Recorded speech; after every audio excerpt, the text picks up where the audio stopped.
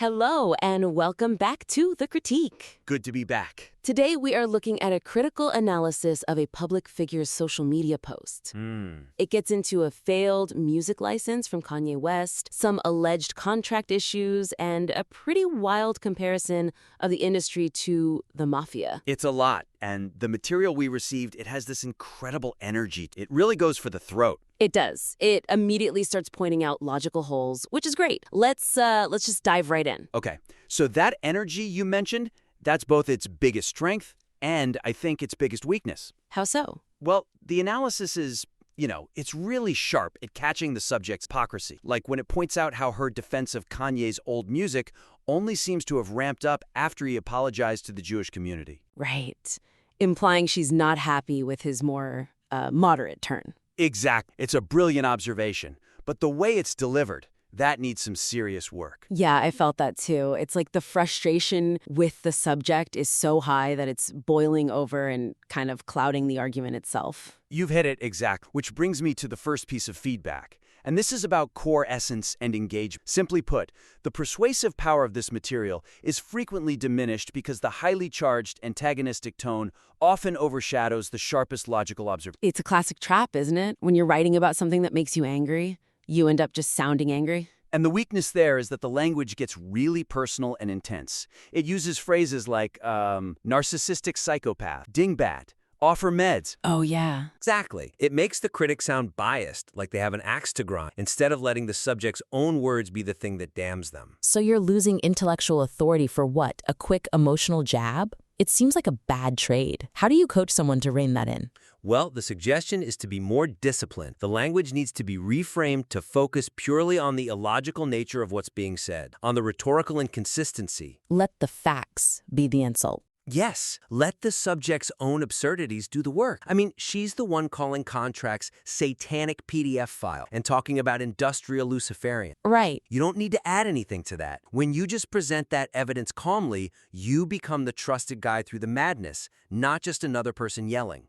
You're interpreting the chaos instead of just adding to it. I like that. Can we walk through an example? What about the part on the Daily Wire contract? Perfect example. So the subject calls it a public slave hanging. The critique's first reaction is to mock her, right? It says, "Toughen up, Buttercup." Which feels a little cheap. It's a cheap shot, and it completely buries the much stronger point the analysis makes later on. A better way would be to just cut the mockery and focus entirely on the legal contradiction.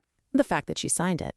The fact that she signed it willingly because, in her own words, she wanted it so. And now she's complaining that the IP she signed away, her likeness, her social media, is being used against her. That's the real point. That's the intellectual kill shot right there. The hypocrisy of it. It is. It shows she doesn't have a problem with the system, just with the system not working in her favor anymore. And that's so much more powerful than an insult. You also want to cut down on the little emotional asides like, "Oh no, guys, oh no, I'm going to claim to be the victim." Just state the facts. Let the reader feel the outrage on their own. Let the facts do the heavy lift. Exactly. Okay, that's a huge shift in perspective. So let's talk about the architecture of the piece. I notice it covers, 3 big complaints from the subject. First, there's the Kanye sample fee, the $40K that became $100K or year. Right. Then there's the big blow up with the Daily Wire. And then this really broad claim that all industry contracts are basically deals with the mafia. And that brings us right to the second point, which is about structure and flow. Here it is. The critique effectively presents several distinct, powerful observations, but suffers from structural fragmentation, making it challenging for the listener to track the core argumentative thread. Yeah, I felt myself getting a little lost. It jumps around so fast. It felt like someone just emptying a file of evidence onto the table. That's a good way to put it. The weakness is that rapid jump. It goes from the licensing fee to the Daily Wire exit, back to Kanye's religious views, then to the mafia thing. And on top of that, The personal stories. yes, the anecdotes about the speaker's own podcast deal or checking their own book contract. I mean, I get the intent is to show how complex these things are, but it just grinds the momentum to a halt. It totally does. The second I hear about the speaker's book deal, I stop thinking about the subject's bad contract and start wondering about the speaker's career. It pulls you completely out of the analysis. 100%. So the suggestion here is to implement much clearer signposts, group the themes together into very distinct sections, and be ruthless about cutting anything that doesn't directly serve the critique of the main subject. So, how could you connect those dots better? Say, between the $100,000 sample fee and her larger critique of the industry. Well, right now they feel like two separate complaints. You can create a much tighter link. You could, for instance, frame that whole section as exposing the core contradiction in her world. Which is? The simultaneous demand for artistic access, she wants that sample, and her complete refusal to participate in the legally established system of paying for that access. Ah, so she's railing against a system that she also expects to give her things for free. You got it. It turns a financial gripe into a much deeper philosophical inconsistency. That's how you connect the threads. And as for those personal anecdotes, look, if you want to make a point the contracts are complicated, you can just use a hypothetical. Right. Talk about legal pressure in general terms instead of a detailed story about how I decided not to go through with it at all. Keep the focus locked on the subject. It just makes for a much tighter, more powerful argument. Okay, so better discipline in both tone and structure. That's starting to build a much stronger piece. It is. And now we can look at how the piece actually delivers its insights, because that's the third area. The pacing. I will say it does a great job of using the subject's own words against her, especially with that whole satanic PDF files claim. Oh, absolutely. And then her response, trying to defend it. I wrote satanic PDF files and you immediately thought of Jews? Honestly, that's super anti-Semitic. I mean, the critique rightly skews that. It does. But that brings us to the third point, on pacing and angle. My thought here is, while the material uses rhetorical questions effectively to convey disbelief, an over-reliance on these devices sometimes slows the pacing and replaces direct, declarative analysis. I know exactly what you mean. It's like almost every other line is a question. And after a while, it starts to feel a little hesitant, you know?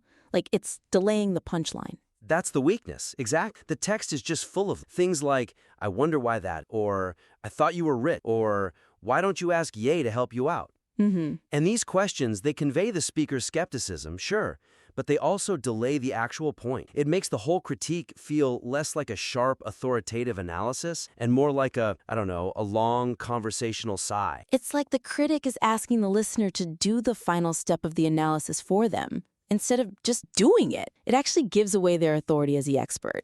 It's a huge authority shift. So the suggestion is really simple. Convert most of those rhetorical questions into declarative, insightful statements. Just make the point directly. You have the insight, so deliver it with conviction. Okay, let's take an example. What about all the questions around her relationship with Kanye now? Right. The original has something like, what's the bet that you're not talking to Kanye? Otherwise, you wouldn't even be making this post. It's a good challenge, but it's still a question. So how do you make it declarative? You just state the conclusion. Something like, the decision to rely on public posts about licensing fees rather than a direct appeal strongly suggests a significant rift in her relationship with Kanye West. See, it's direct, it's an observation. Yeah, much sharper. It's analysis, not speculation. Exactly. And you can apply that principle everywhere. There's that part where the speaker is talking about the contract and says, I honest to God just do not understand how it's even legal. Right. And as a listener, I don't want to hear that the expert is confused. I want the expert to explain the legal flaw in the subject's argument. Precisely.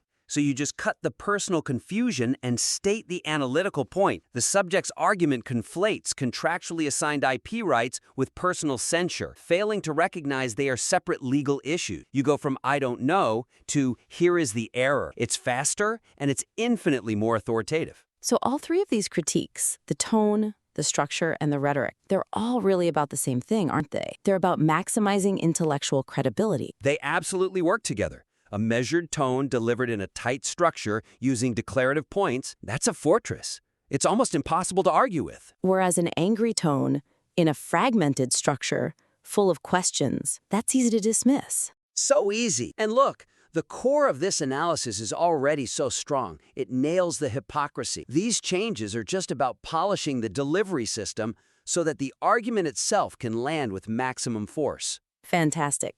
Okay, so to recap the main points for our writer today. First, modulate that critical tone. Focus on the illogical statements, not on personal insults. Let the analysis be authoritative, not just reactionary. Second, tighten up that structure. Group your themes, create clear transitions, and get rid of any personal stories that pull focus from the main subject. Every single element should serve the core critique. And third, convert those rhetorical questions into strong declarative statements. Don't ask the listener to draw the conclusion. State the conclusion your evidence supports. And please keep those core observations. The stuff about the Kanye flip-flop and the Daily Wire contract hypocrisy, that's the engine of the whole piece. We're just suggesting a better chassis to put it in. We are really excited to see how these changes shape your work. Try to implement them and really focus on delivering that intellectual power with a more measured, controlled approach. When you're ready, please send the revised analysis back to us. We'd love to take another look.